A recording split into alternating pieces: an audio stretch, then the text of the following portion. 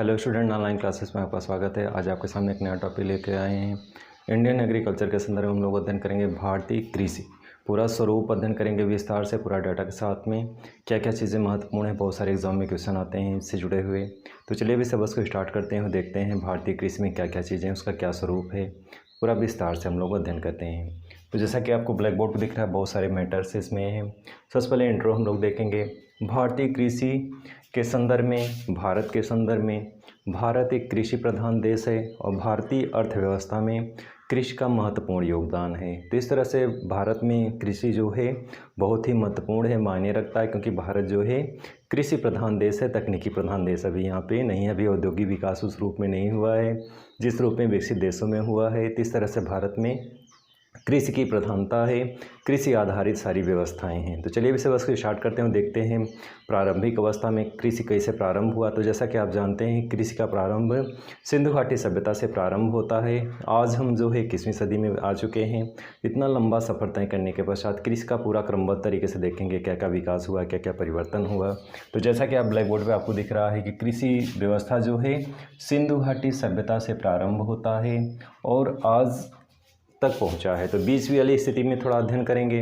1960 और 70 के दशक में भारतीय कृषि व्यवस्था में एक परिवर्तन का दौर था। देश जब आज़ाद हुआ था 1947 में, तो भारत में कृषि व्यवस्था विकसित अवस्था में नहीं थी। खाद्यान्न की कमी थी, बहुत सारी समस्याएं थी। लेकिन देश की आज़ादी के पश्चात इन समस्याओं का सामना किया गया। खाद्यान्न की बहुत ज़्यादा समस्या थी, विदेशों से जो है आयात किया जाता था, तो ये बहुत बड़ी समस्या थी। लेकिन 1960 के दशक में, 60-70 के मध्य में, यानी 1966-67 में हरित क्रांति लाई गई और इसके पश्चात कृषि व्यवस्था में, कृषि के विकास में एक परिवर्तन का दौर शुरू हुआ और यहीं से टर्निंग पॉइंट शुरू होता है। तो 1960 और 1970 ये महत्वपूर्ण बिंदु है के दशक में, यानी 1966-1967 के बाद कृषि क्षेत्र में विकास का दौर आया। हरित क्रांति के आने के बाद कृषि का विकास हो गया, तो कहते हैं हरित क्रांति। हरित क्रांति में क्या है? 1966-67 में उन्नत किस्म के बीजों का प्रयोग किया गया, रासायनिक खादों का प्रयोग किया गया, कीटनाशक दवाओं का प्रयोग किया गया और इन प्रयोग से उत्पादन में बहुत ज़्यादा वृद्धि हुई।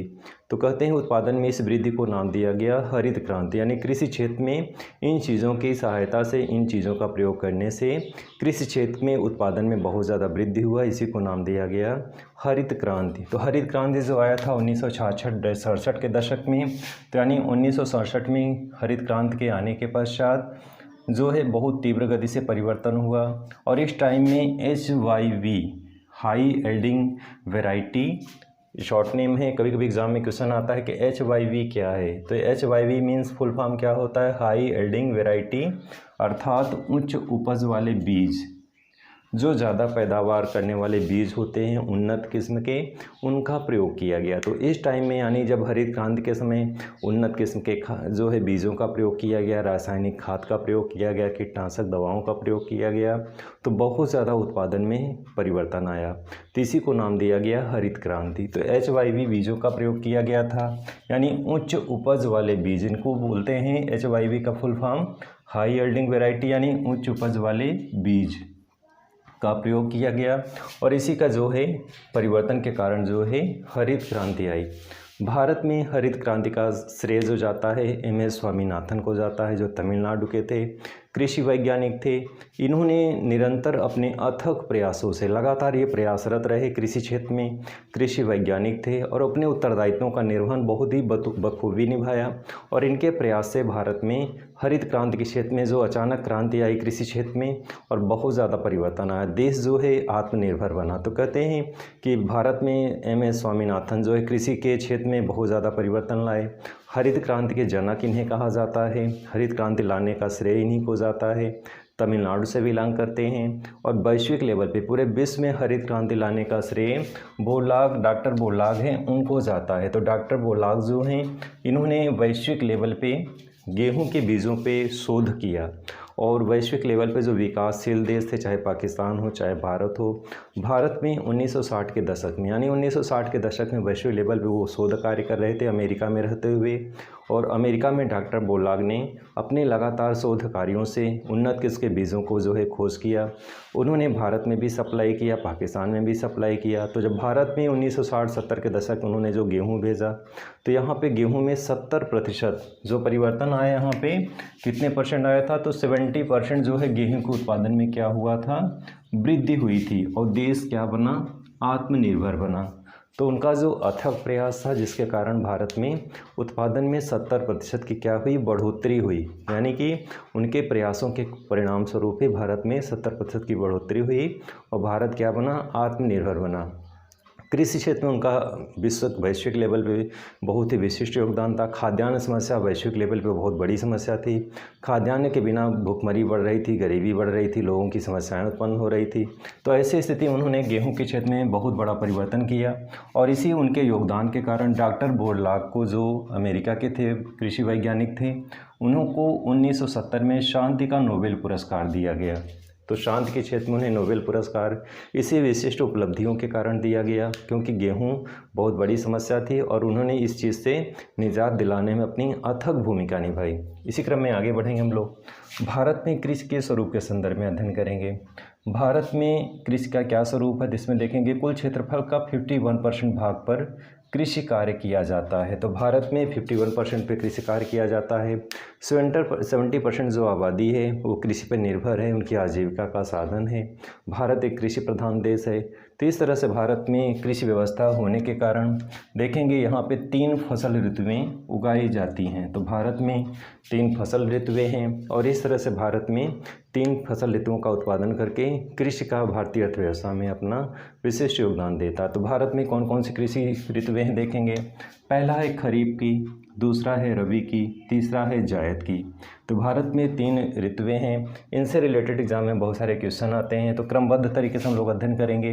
अब देखेंगे सबसे पहले हम लोग भारत में कृषि की फसलों में देखेंगे खरीफ की फसल, जो जून जुलाई से बोई जाती है और अक्टूबर तक जो है काट ली जाती है।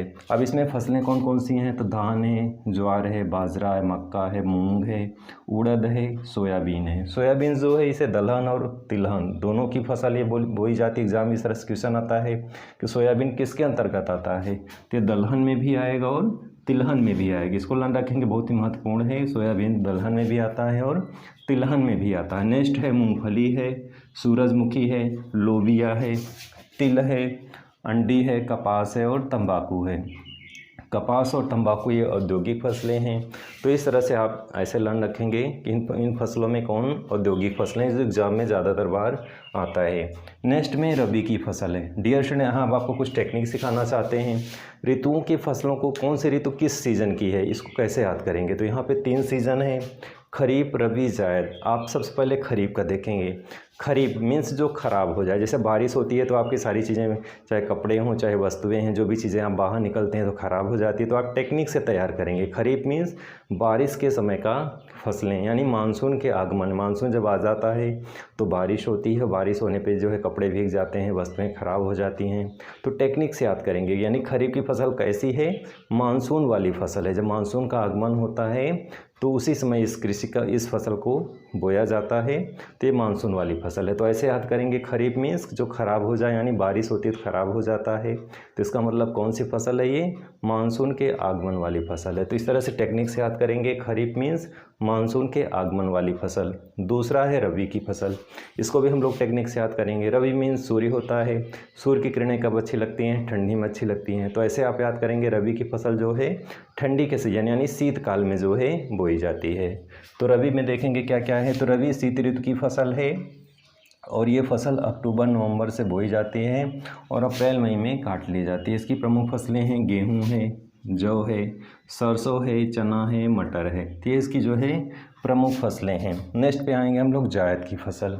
जायद की फसल का मतलब है कि दोनों फसलों के मध्य जो कृषि कार्य किया जाता है उसे क्या बोलते हैं, जायद की फसल कहते हैं। तो जायद की फसल में यानी रबी और खरीफ के मध्य बोई जाने वाली फसल को क्या कहते हैं, जायद की फसल। कभी कभी ऐसे भी एग्जाम में क्वेश्चन आता है, तो इस तरह से याद रखेंगे कि रबी और खरीफ के मध्य बोई जाने वाली फसल को जायद फसल कहते हैं, जो मार्च से जुलाई के मध्य इसका जो है कृषि कार्य होता है। मार्च अप्रैल में बो दिया जाता है और जून जुलाई में से काट लिया जाता है। प्रमुख फसलें क्या क्या हैं, मूंग है, उड़द है। देखिए मूंग और उड़द ऐसी चीज़ है जो दो जगह यूज़ किया गया है, तो यानी मूंग उड़द जो है इसमें खरीफ की फसल में भी होता है और इसमें भी होता है, तो अलग अलग सीजन में उस अनुकूल परिस्थितियों में जो है भी इसको बोया जाता है।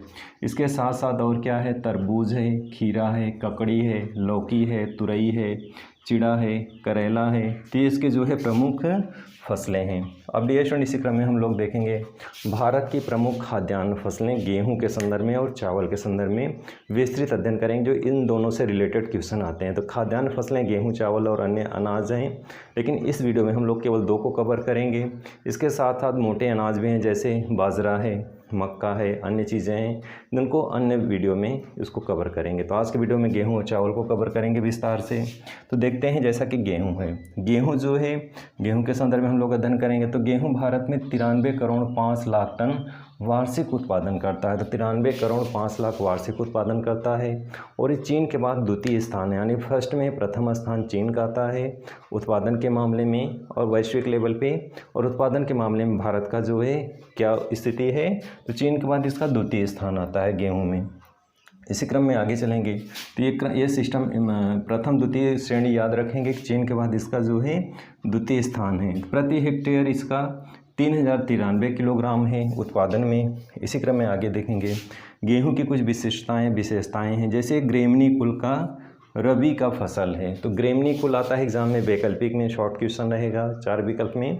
तो किस कुल का पौधा है, ये ग्रेमनी कुल का है और रबी की फसल है। अभी हमने आपको टेक्निक से याद दिलाया, टेक्निक से याद किए, तो रबी की फसल है। चावल के बाद यह देश का दूसरा महत्वपूर्ण खाद्य फसल है। तो चावल प्रथम, भारत की जो अधिकांश आबादी है उसका जो मुख्य भोजन चावल है, और द्वितीय क्या है, गेहूं है।